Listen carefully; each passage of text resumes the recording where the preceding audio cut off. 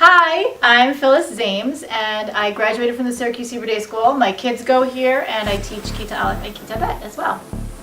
Teaching in a multi-age classroom is not that different from teaching in a classroom where kids are separated by ages, because at least in this school, we make sure to address each child's individual needs. So all of the kids are assessed individually, and each child is given opportunities to create work or complete an assignment that demonstrates as much as they can possibly demonstrate. So for example, I might give a kid a paper and say, write as much as you can about Pesach. Draw a picture that shows everything that you know about Pesach, like a picture brainstorm. And then some kids might have 4 or 5 things. Some kids might have 4 or 5 things and then say, can I write Passover in English? And I'll say no. Find the word Pesach in the room and write that down. And some kids might have written complete sentences about Pesach in Hebrew.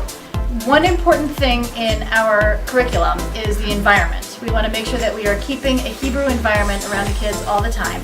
So we have 2 types of things that we have on the walls. One are the things that stay up all year long, like our calendar words, or our color words, or our numbers. And then we also have things that change depending on the things that we're studying. So whether it has to do with the seasons, or the topics that we're studying, or the Chagim that are coming up.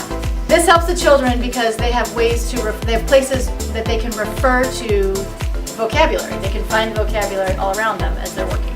Tal-Am is an immersion curriculum. We talk to the kids in Hebrew through the entire lesson.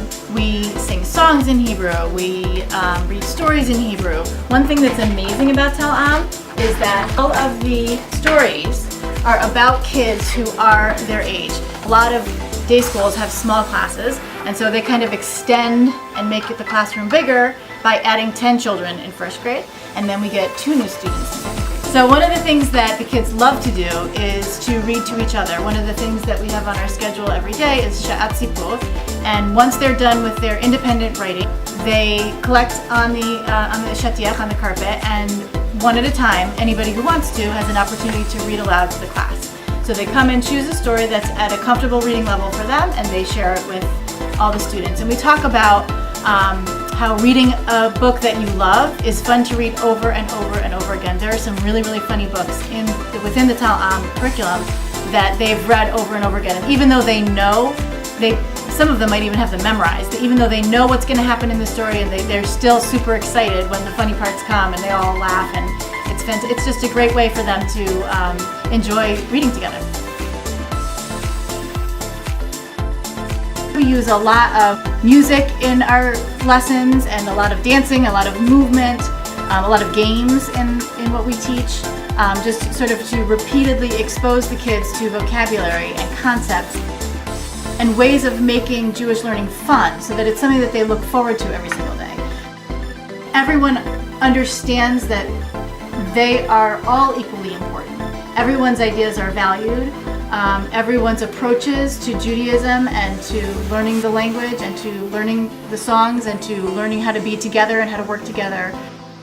All of those ideas are important, and we really appreciate the opportunities that we have to be together and to do things together and to pray together. And I think that's really special, just having that community idea in our heads all the time as we're working together, because that's really what Judaism to me is all about.